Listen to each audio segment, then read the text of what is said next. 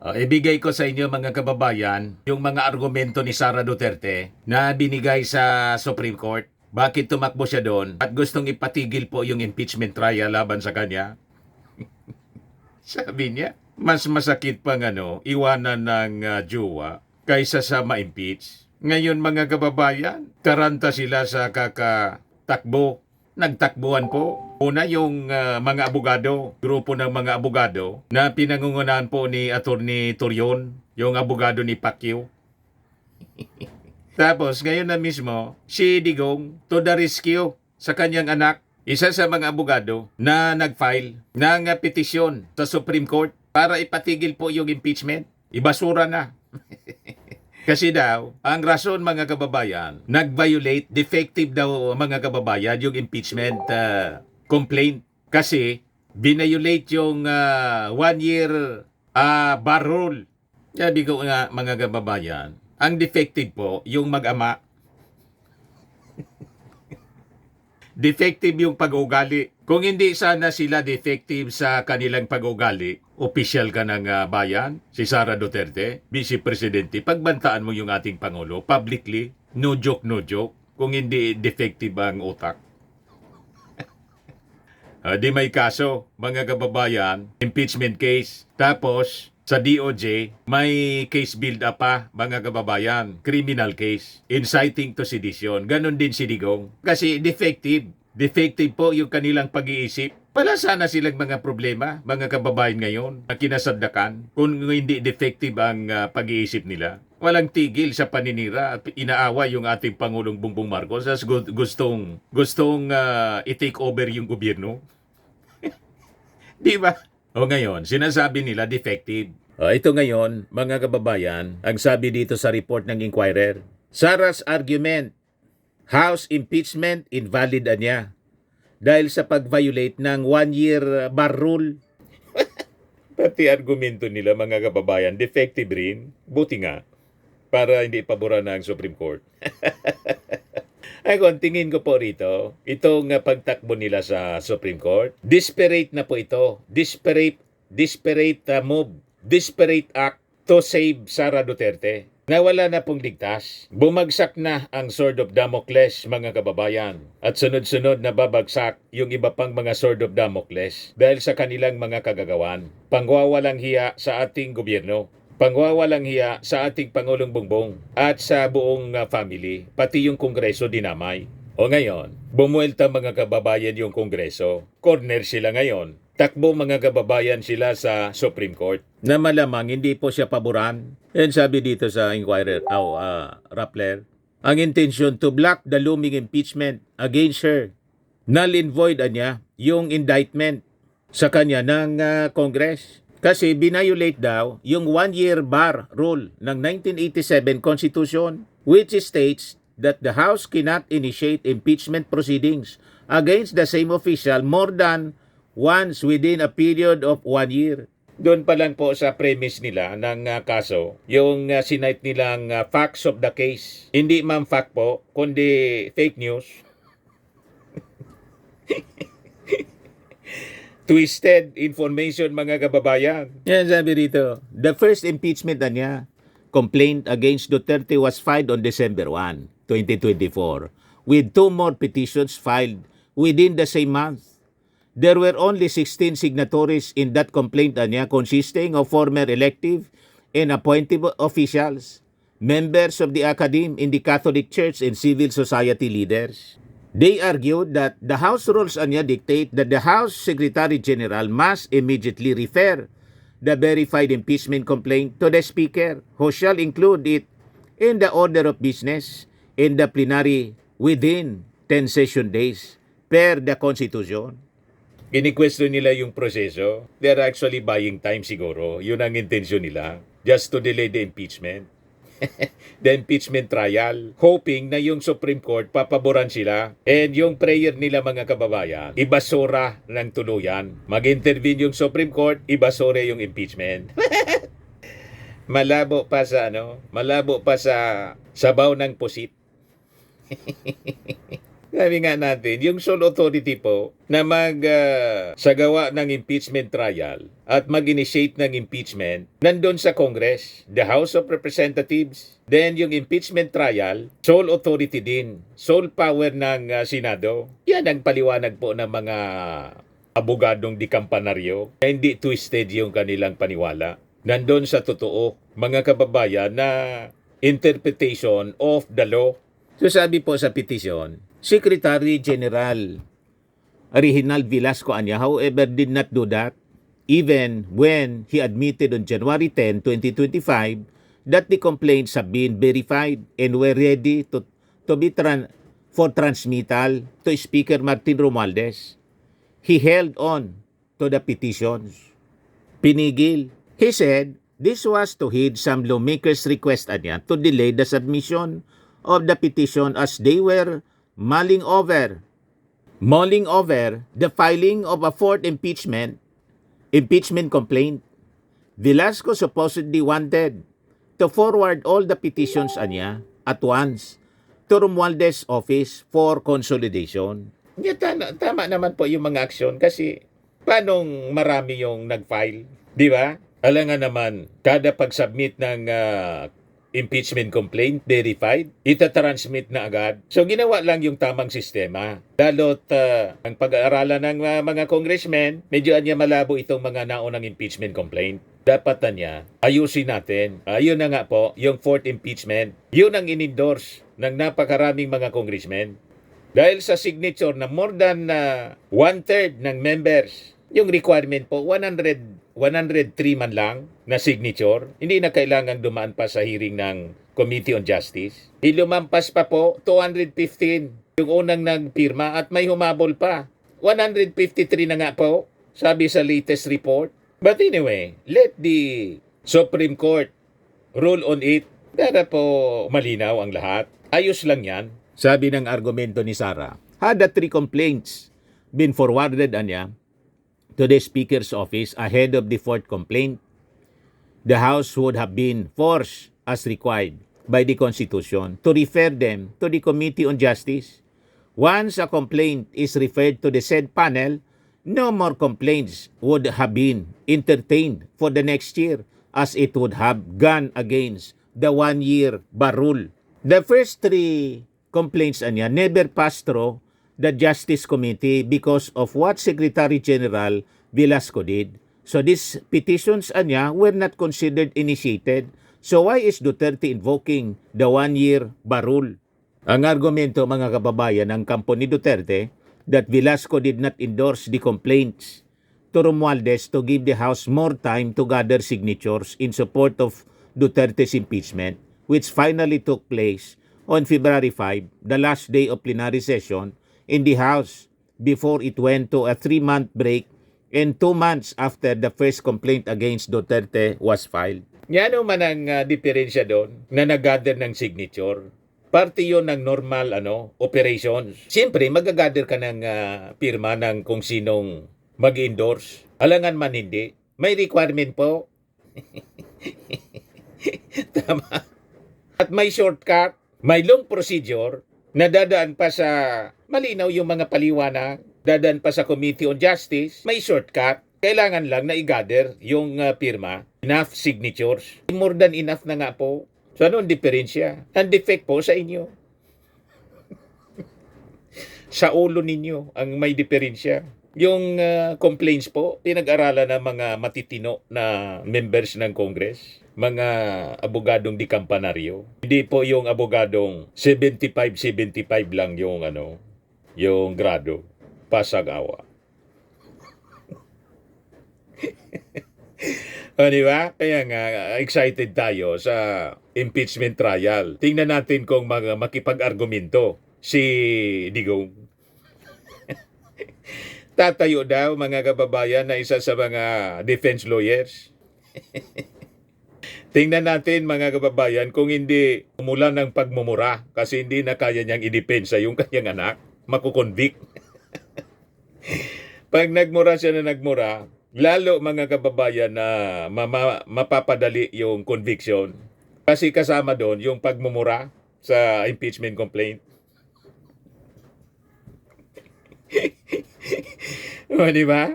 Yung sabi dito, she said Velasco, by not taking action on the first three complaints, deliberately froze the entire initiation and impeachment process, rendering the one-year bar rule of the Constitution futile and meaningless, anya. Ang ginawa niya ng Congress is a grave abuse of discretion amounting to lack or excess of jurisdiction.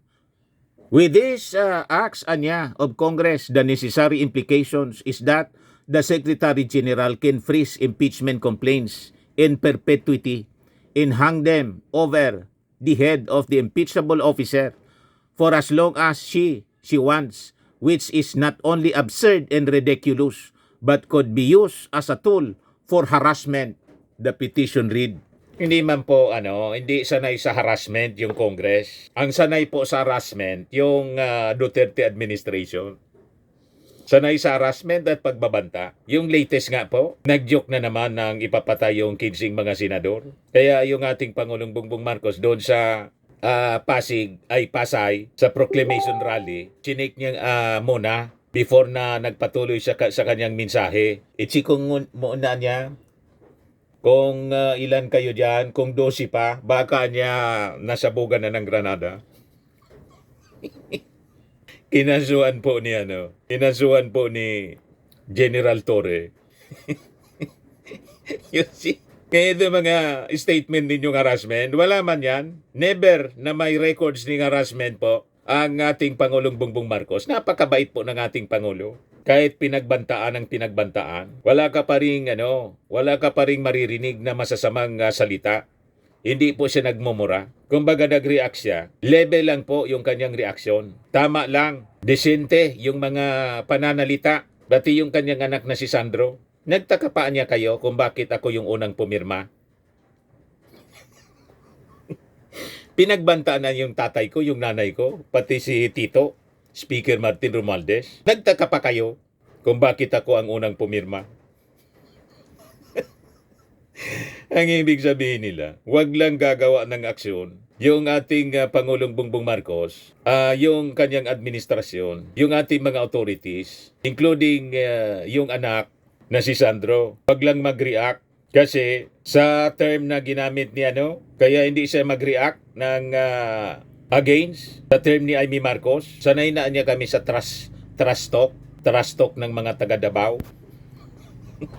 Siya sanay kasi kasama niya, kaibigan niya. Pero tingin ko, naglalaro lang si Amy Marcos.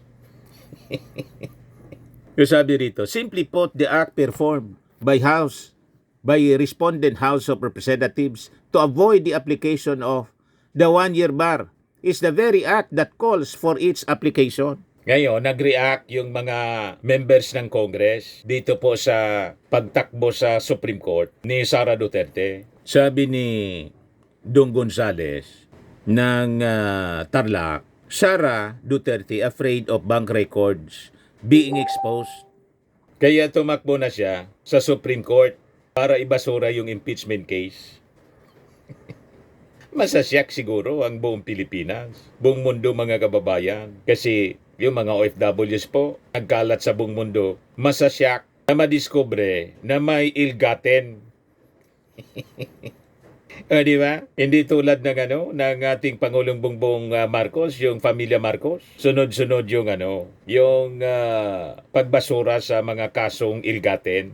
Wala man kasi pong katotohanan. May latest ngayon, galing sa Sandigan Bayan. Ayan po, sabi ni Benji Contreras, iyak na naman ang mga anti-Marcos sa pagbasura ng civil case laban kay dating Pangulong Ferdinand Dralin Marcos at First Lady ng Sandigan Bayan. Sandigan Junks, another wealth case versus Marcoses. The Sandigan Bayan has dismissed another civil suit against the latest strongman Ferdinand Marcos Sr. and his widow, former First Lady Imelda Marcos, due to the failure of the Presidential Commission on Good Government to prosecute the case for nearly 4 decades. In a 12-page resolution promulgated February 18, the Court's Second Division junked the PCGG's claim for actual moral, temperate, and nominal and exemplary damages, as well as the attorney's fees against the Marcos spouses in relation to civil case 0032. Yan po. Sabi diyan, civil case 0032 was part of the wealth forfeiture case which the PCGG filed against the Marcos spouses and their alleged cronies in 1987, a year after the ousting of Marcos Sr. through the People Power Revolt. The case seeks to recover billions of pesos worth of wealth allegedly amassed illegally by the Marcos spouses and their cronies during martial law. The suit was later subdivided by the Sandigan Bayan into 43 cases. Civil case 002 in particular stemmed from the supposed illegal amassing of luxury vehicles by Fernando Timbol, then photographer of Marcos Sr.'s mother, Josefa Edralin Marcos, during martial law. The PCGG argued that Timbol used his connection with the Marcos family to amass $125,403 worth of vehicles. Hindi po napatunayan, dismiss ng Sandigan Bayan. O ngayon, magkakasubukan. Grabe ang kaba nila. Taranta ngayon yung mga Duterte. Kasi with these impeachment complaints, impeachment case laban kay Sara, ipapasubte na po ng mga House prosecutors yung bank records ni Sara para busisiin. Kasi may mga discrepancies po sa salin. Paano yumaman itong si Sara Duterte? Yung sweldo po ng mayor, vice mayor, mayor, ngayon vice president, malabo na maging multimillionaire. You see? Kaya sabi po ni Dong Gonzales, natatakot na sila. Kaya gusto nang pigilan ng impeachment process. Mukhang totoo ang allegation on corruption lalo't masisilip ang bank records. BP Duterte's petition is nothing more than a desperate attempt to evade accountability, sabi po niya. Gonzales also stressed that Constitution is clear. The Constitution is clear. Impeachment is the sole prerogative of Congress. Sabi naman po ni Deputy Speaker and Quezon Representative David Suarez that the House of Representatives has followed the legal process. In Duterte's petition sets a dangerous precedent of judicial overreach into a purely constitutional process, anya. The House will not be deterred by legal theatrics. We will continue to uphold our constitutional mandate and ensure that the impeachment process proceeds fairly and transparently. Suarez added that Duterte's legal moves reeks of panic and blatant effort to undermine the impeachment process even before it formally begins. Mga analysis natin na gustong palabasin ni Sara na hindi siya bothered. Unbothered. Pa-smile-smile yung nagpa-press con at sinabi pa na mas masakit pa niya yung mawala ng jowa. Lahat po baliktad yun. Hindi yun totoo. Ito ang totoo, nagmanifest na po na natataranta sila. Kasi kung hindi siya guilty, hayaan niya yung proseso ng impeachment trial. Kasi pag wala kang kasalanan, kayang-kaya mo na i-defend ang sarili mo. Di ba? Nandyan yung mga abogado mo na magagaling kasama dyan yung tatay mo. Wala kayong tiwala sa legal team ninyo. Kaya tama itong sinabi ni Suarez. If she truly believes she is innocent, she should face the charges head-on instead of running to the courts for protection. This attempt to short-circuit the process only raises more questions about what she is trying to hide, sabi po ni Suarez.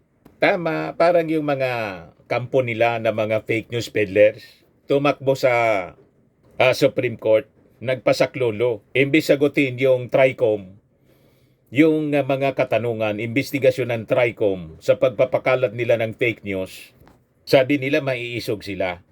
Nandun sila ngayon, mga kababayan, sa Korte Suprema. Nainis si Paduano, nagmosyon po para isubpena ad testificandum. Malapit na silang maging pugante tulad ni Harry Roque, na ang latest ngayon, sabi, malapit nang mahuli si Harry Roque. Yan si Harry Roque, oh. BI confirms intelligence information on Harry Roque's whereabouts. Yan sabi po ni BI spokesperson Danas Sandoval. The Bureau of Immigration na niya has intelligence information on the whereabouts of former presidential spokesperson Harry Roque but has refused to disclose details. Siyempre, unable to share information po ngayon at this moment, but we do have intelligence information on his whereabouts. Sabi po niya, malapit na po na matiklo ang puganting si Atty. Roque. Yan kasi tulad ni Sara, ni Digong, pari-parehas po ang kinasanda kanila. Itong mga problemang kanilang kinakaharap, sila mismo yung may gawa.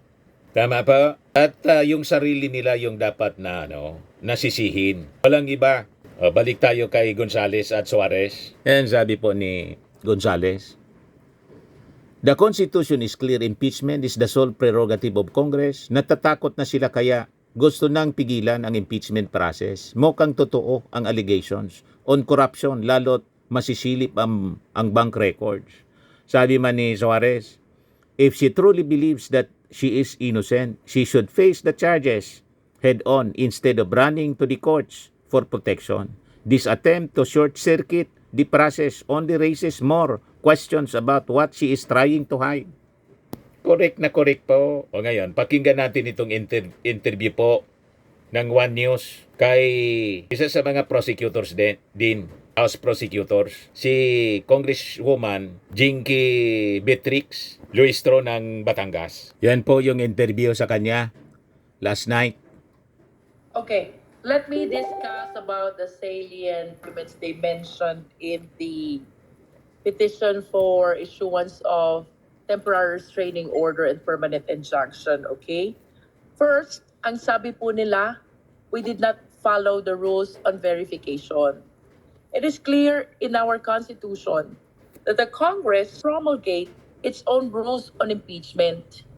And to be precise, we word for word the rules of the 19th Congress of the Philippines in as far as the verification is concerned. Second, they also made mention that the verification was only inserted days after the filing in the Senate. Hindi po ito totoo. As a matter of fact, during the caucus, which is the same time when the 215 members of the House affixed their signatures, verification page is already incorporated in the complaint. As a matter of fact, it was on the same date. It was on the same occasion kung saan nanumpa po ang ating mga kongresista kaugnay ng verification na kinakailangan dito sa impeachment complaint na ito. Kaya malabo po, malamang sa malamang, pulutin po sa basurahan yung petisyon ni Sara. Yan ang sabi ni Jinky Luistro. Ituloy natin yung kanyang sinasabi. The members of the House were not able to study carefully the article. Let us all be reminded, most of the grounds, the subject matter po ng investigation in the Quadcom and even in the Committee on Good Government. I wish to share that as early as last year, when the 3 impeachment complaints were filed, nagkaroon na po ng individual evaluation ang ating mga kongs. And it was because of the intercession of the political parties that made us came up with this 4th impeachment complaint to be able to catch up with the limited number of sessions that were remaining, saving the impeachment process from the alleged 1-year prescription period. No?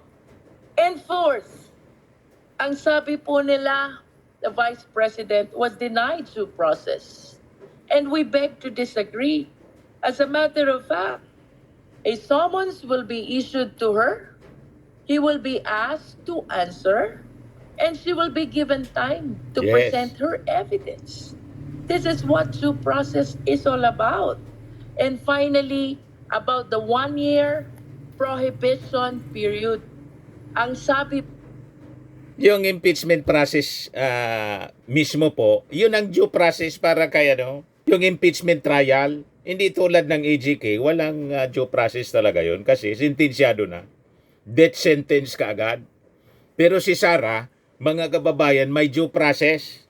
Bakit po? Binibigyan siya ng pagkakataon, paliwanag niya yung mga kinasangkutan niyang problema, yung articles of impeachment. At pag hindi napatunayan, mga kababayan, yung kanyang pagkakasala, as stated sa articles of impeachment, acquittal po yung magiging judgment ng mga senator judges. O di ba? Tuloy ang kanyang pagkandidato sa 2028. But anyway, malabo po na manalo siya. Kahit halimbawa ma-quit siya, mga kababayan, kasi 18% na lang po. 3 years before the 2028 election, 18% na lang ang supporter ng mga Duterte. 36% ang sa Marcos. Yan po ang report ng GMA. Sa report po ng sa ginawang survey ng UCTA, 36% of Pinoy support Marcos. 18% for Dutertes. Yan kapon, February 19. Malabo po na manalo pa si Sara kahit ma-quit. Pero malabo din po na ma-quit. You see? Sige lang ang silpi. Dapat talaga ma-impeach, matanggal po. Sayang yung sweldo. Sayang pa sweldo, mga kababayan. Ituloy natin yung paliwanag ni Congresswoman Luistro. Unang batas, once meant only, every year. Not made mention that it should be resolved within the same year. In other words, in our humble opinion, yun pong final namin, or even if we consider the first 3 impeachment complaints, although hindi naman po ito na-refer ng Office of the Secretary General. If we will be referring to the first 3 impeachment complaints, the 1-year prohibition will apply until November of 2025. But if we will be referring to the 4th impeachment complaint, which I believe is a consolidation of the 3 impeachment complaints, the prohibition period will take effect in February of 2026. 1 year pa po, Yun pong 2026 pa. sinasabing 1-year prohibition period. It means 1 year from the date of filing. It does not mean within the year the same was filed. Congresswoman, Yes, ma'am? Kaya malabo po na paboran ng Supreme Court yung petition po ni Sara na siguro nag-advise sa kanya yung 75-75 na abogado. Ikumpara mo naman po sa brilliant na abogado na si Jinky Luistro. Malabo po na manalo sa argumento sa Supreme Court.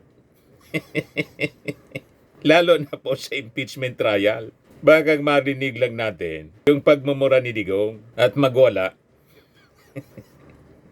yung microphone, mga kababayan, ibato sa sa mga House prosecutors. Tulad ng nangyari sa Quadcom po, umagilap ng microphone si Digong. Gustong hampasin si Trillanes. Ayan po yung mga latest na balita ngayon. At itong ating programa, mga kababayan, atid sa inyo nitong ating mga sponsors. Fairmax, Firming and Lifting Cream.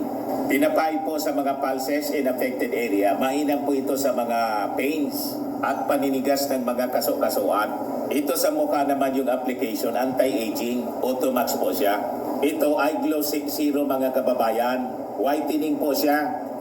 Made in South Korea. Ito naman po, Nengxia Red Mix Fruit Drink. Gawa po siya sa goji berry. May anti-cancer properties po siya. At sa mga nagana po ng malinis and spacious fitness gym, pumunta lang po kayo sa aming Colossal Fitness Gym. May Grab ka rental din po kami. At bills payment po sa aming office. At saka sa mga mahilig po sa mga imported bags, manood po kayo sa live selling ni Madam Aileen Rosales sa kanyang Aileen Closet po. Pati mga shoes, ito yung kanya po. Ito yung kanyang page. Kita ninyo, napakagandang mga online selling po siya.